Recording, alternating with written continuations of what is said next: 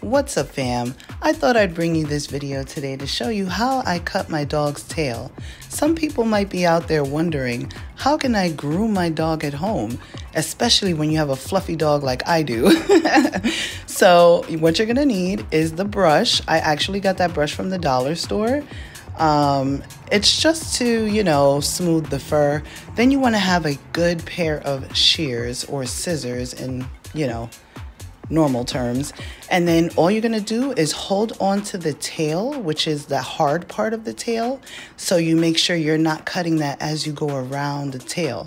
So all you're going to do is literally just cut to your liking and round the tail off. And that is it, folks.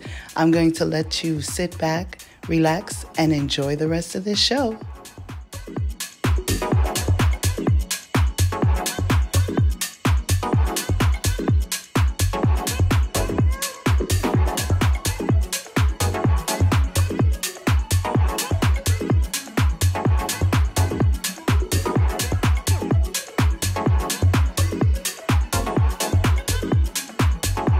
And that is how I cut my dog's tail.